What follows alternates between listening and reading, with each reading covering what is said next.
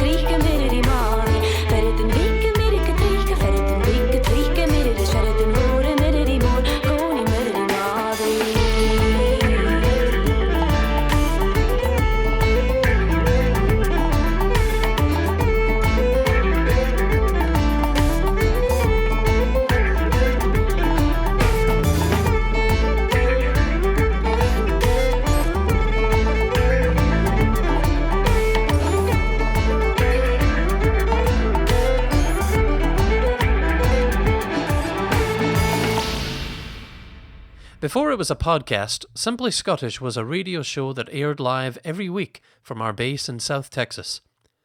The program eventually aired on several stations in the US and Canada between 1999 and 2001. This episode features parts of radio episode 129, which originally aired in February of 2001. First, I want to do my regular shout-out to listeners who have reached out to me recently. I heard again from Joan in North Queensland, Australia. Until recently, she was airing a program of Celtic and Scottish music on her local radio station there, and for a good while she included episodes of Simply Scottish in her lineup. I was fair chuffed, as the Scots say, to hear that, given my family's involvement with Australia over the years. Joan, thanks again, and my best wishes to you. I also heard from Lena, who's listening from Windsor, Ontario, in Canada. She was curious about the music I used to open each episode of Simply Scottish. The radio show, as well as some early episodes of the podcast, featured a main theme from the movie The Ghost in the Darkness. It's a great mix of African and Celtic influences and was very catchy.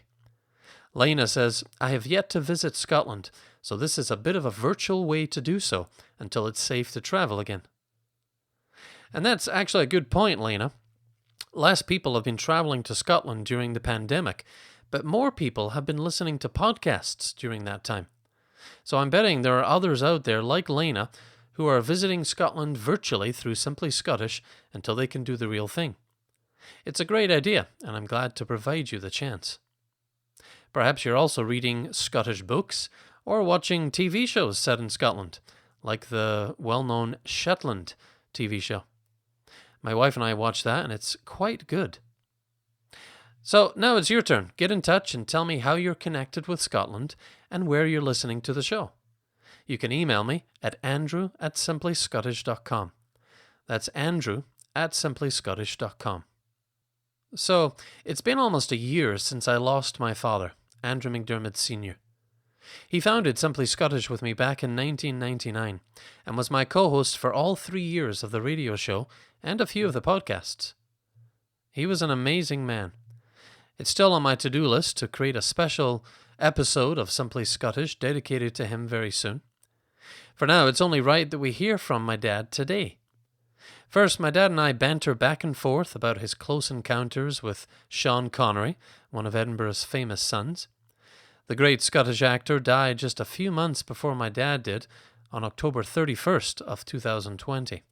He'll be sorely missed, as will my dad. Here's my dad and I with a back and forth about Sean Connery.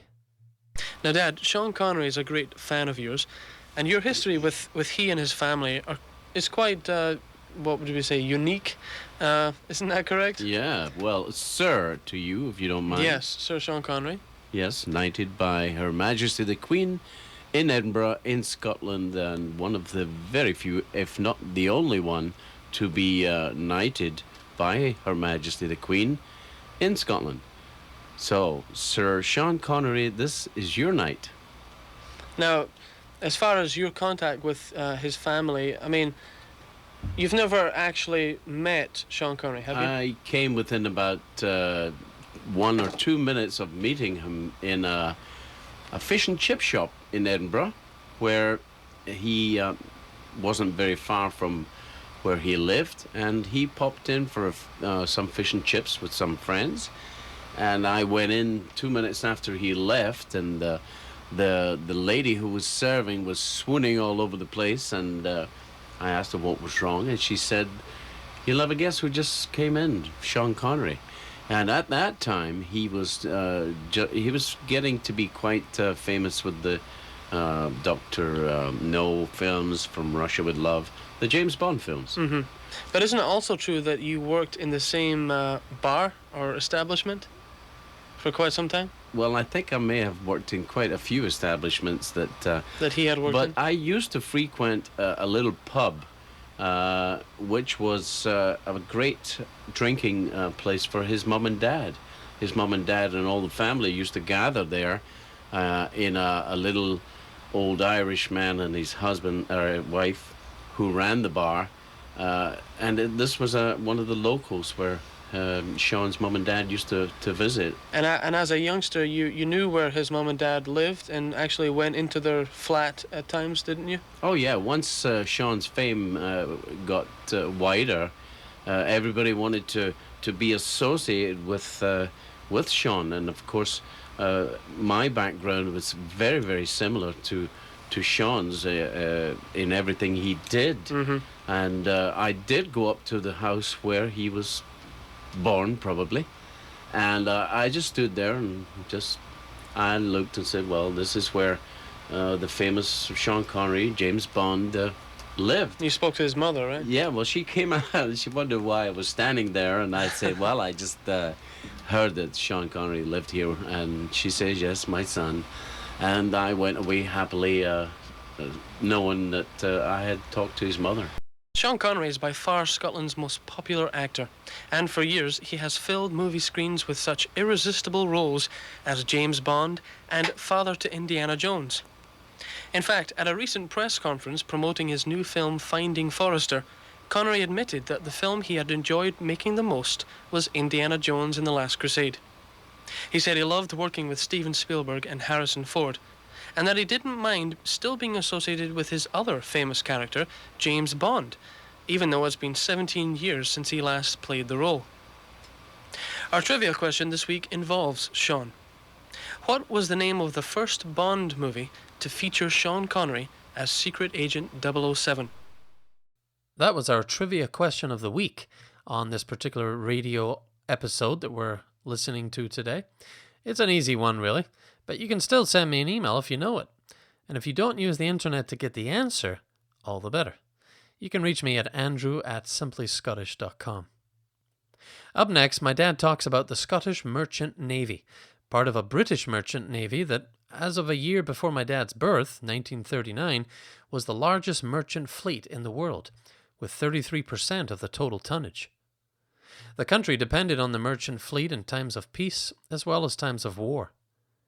During World War II, many merchant marines risked their lives to transport war supplies between the Allies. Over 30,000 merchant seamen lost their lives during World War II, a death rate that was higher proportionally than in any of the armed forces. After my dad discusses the Scottish Merchant Navy, I'll tell you about Robert Watson Watt, the Scottish inventor of radar technology. Radar proved to be a big influence on how battles were won and lost during World War II. Before we get to those things, though, here's something new from Iona Fife, a Scots translation of the Richard Thompson song. This is Poor Ditching Boy.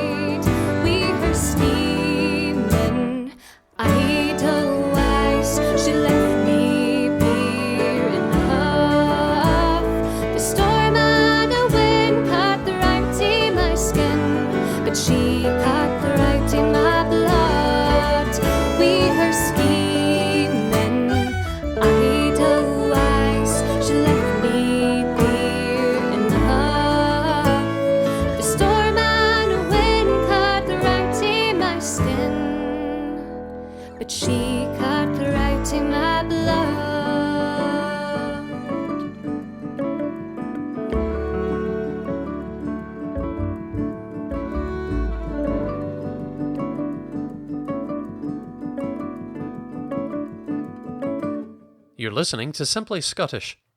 Here again from Radio Archive episode 129 is my father Andrew Sr. discussing the Scottish Merchant Navy.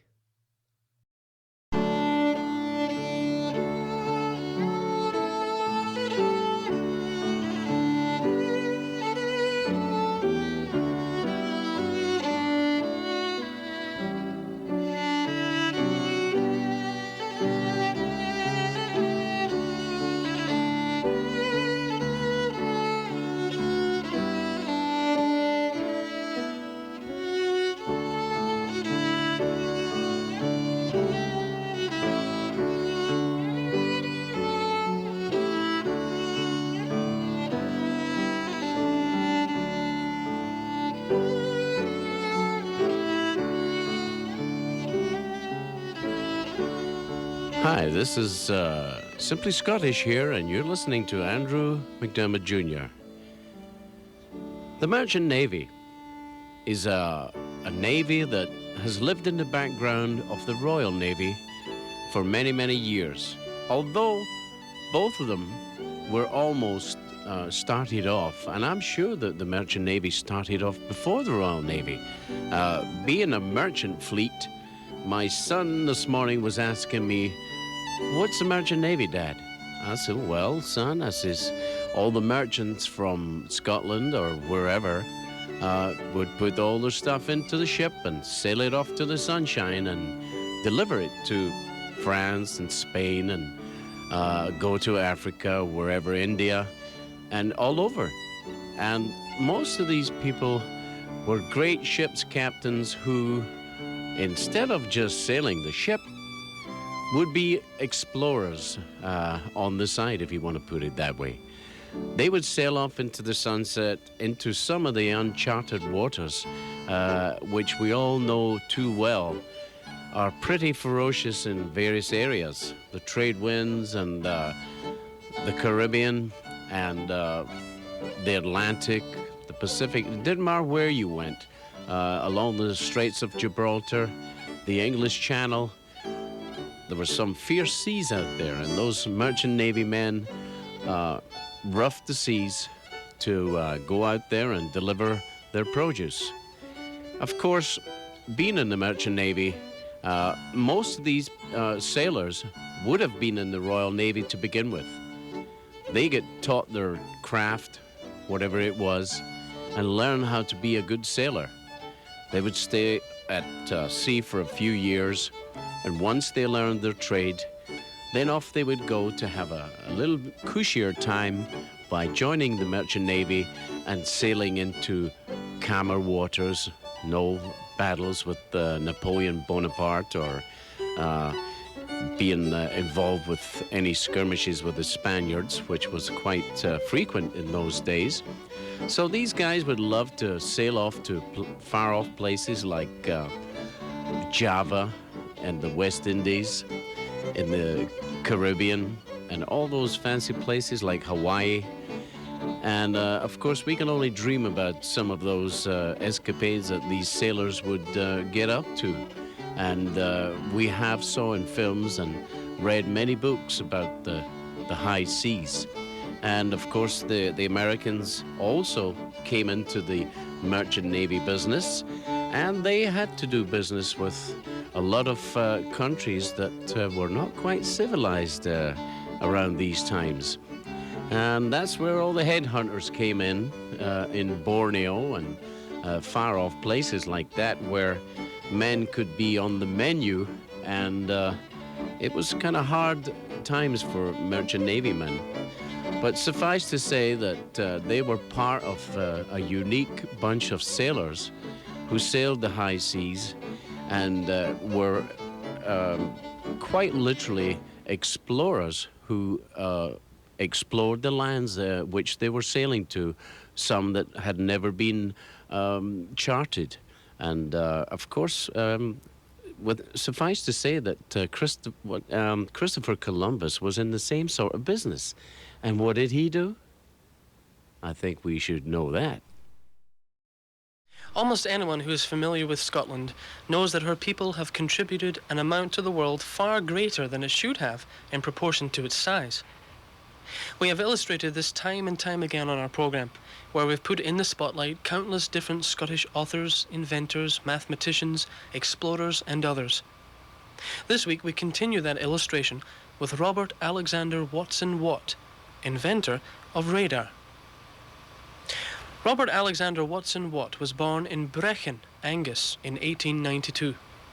He was educated in Brechin and then attended college at Dundee and the University of St Andrews. He graduated with a BSc in engineering in 1912.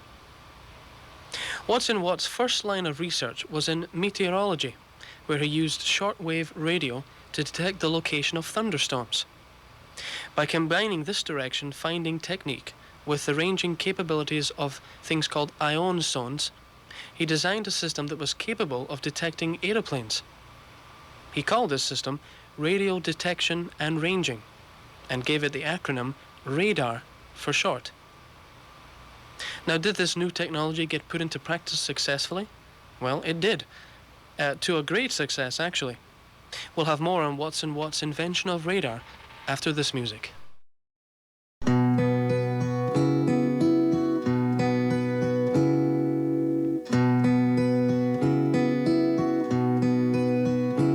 It was all for a rightful king. We left fair Scotland's strand. It was all for a rightful king that we e'er saw Irish land, my dear. We e'er saw Irish land. Now all is done that men can do, and all is done in vain. My love, my native land, farewell, for I mun cross the main, my dear, for I mun cross the main. He turned him right and round about upon the Irish shore, and gave his bridle reins a shake with a dew forevermore, my dear, a dew forevermore.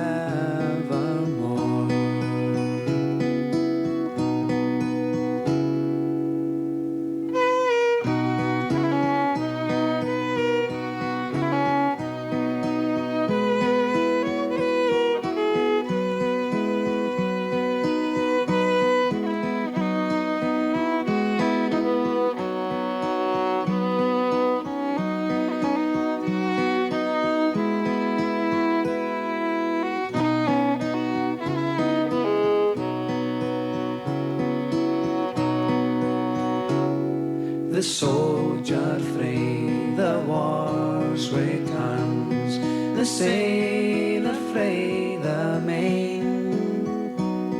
But I hae parted frae my love, never to meet again, my dear, never to meet again. When day is gone and night is come, and all folks bound to sleep, I think on him was far awa, the lee long neck, and weep, my dear, the lee long neck, and weep.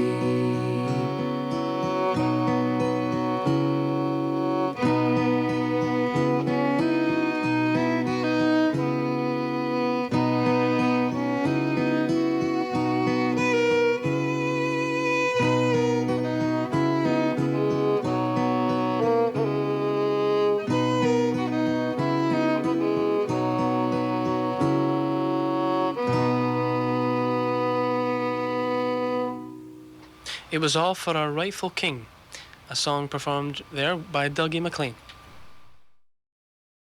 Now our spotlight is focused right now on Robert Alexander Watson Watt, who invented the technology for radar. By the autumn of 1938, radar systems implementing his technology were in place alongside the south coast of Scotland and England, and by the Battle of Britain in 1940 were able to detect enemy aircraft at any time of day and in any weather conditions. This system, known as Chain Home and Chain Home Low, provided the vital advance information that helped the Royal Air Force to win the Battle of Britain. Watson Watt became scientific advisor to the Air Ministry in 1940, and in 1941 went to the United States to set up radar systems there. He was elected a Fellow to the Royal Society in 1941 and knighted in 1942 for his role in the development of radar. He died at Inverness in Scotland on the 5th of December 1973, having done an incredible amount in the field of radar and radar communication throughout his life. With thanks in part to information from the Rutherford Appleton Laboratory, that's a look at Scottish inventor Robert Watson Watt, responsible for creation of radar. Well, we're going to get rowdy again as we hear Andy Stewart talking about his kilt. Well, no, I love to wear the kilt because it's right for me. I love to wear the kilt because it's right to see the bonny tartan lady swinging up above my knee. I love to wear the kilt because it's right for me. A lot of folks will tell you that it's just the way I'm built. When it comes to fads and fashions, I'm a Scotsman to the hilt. But the lassies all look neater, aye, the lassies all look sweeter, and life is much completer when I wear my kilt. I love to wear the kilt because it's right for me. I love to wear the kilt because it's right to see the bonny tartan lady swinging up above my knee. I love to wear the kilt because it's right for me. Now when I am far abroad, you'd never lose me in the crowd. No, we stand up head and shoulders, oh so proud. And the folk all think together, he is from the land of heather. So I gather up my voice and then I sing out loud. Oh, I love to wear the kilt, cause it's right for me.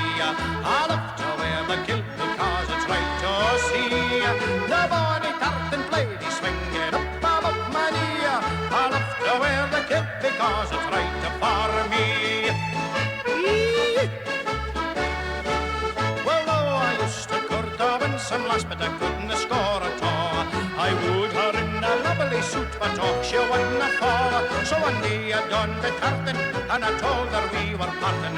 But her heart was broken too, and she began to bawl. Oh, I love you in the kilt because it's right for you.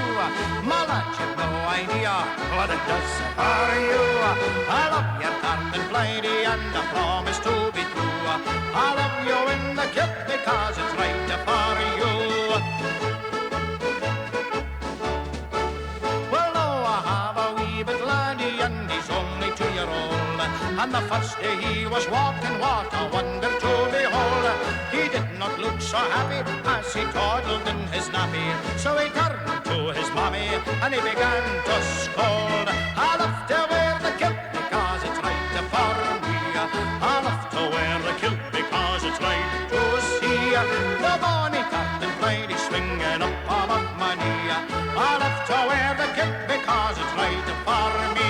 I love to wear the kilt because it's right for me. Andy Stewart loves his kilt, and I love the kilt as well. Dad, I don't even think, well, I know for a fact we don't have a kilt between us, but I know that we have the bottom of one kilt, right? Yes, we brought over a kilt from Scotland, hoping that we could wear it, but the good food, the Mexican food down here, tends to make your girth a little bit larger. Down here being South Texas, right? Yeah, I'd love to own a kilt, but unfortunately they're very, very expensive. Yes, they are. Probably $1,000 or so. You know, I wonder if Rod Stewart has a kilt. I've no doubt he has. Well, this is Rod Stewart right now singing an Elton John favourite. It's called Your Song. And those were the highlights of radio episode 129 of Simply Scottish, originally broadcast in South Texas in February of 2001. That's 20 years ago. Time flies when you're having fun. Well, that's it for this episode. I hope you've enjoyed this selection of features and music. Please subscribe to the podcast anywhere podcasts are found, and also leave us a 5-star review and a rating so that others can easily find the show. You can also hop on to simplyscottish.com for episode notes and more. Don't forget to send me a note at andrew@simplyscottish.com. Tell me where you're listening to the show, your connection to Scotland, if you're interested in going there once the whole pandemic thing calms down. I really love to hear from listeners. We'll close with music from Karen Marshalsea. Karen is one of only a few harpers who play all three Scottish harps: the modern lever clarsach, the wire-strung harp from the Gaelic tradition, and the Bray harp. The tune is called The Journeying Jig. Let's connect again soon for your next virtual trip to Scotland. Until then, I'm Andrew McDermott. Thanks for listening.